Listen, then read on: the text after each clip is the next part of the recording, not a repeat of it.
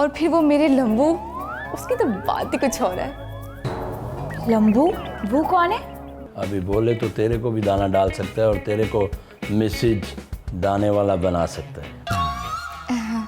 5,45,000।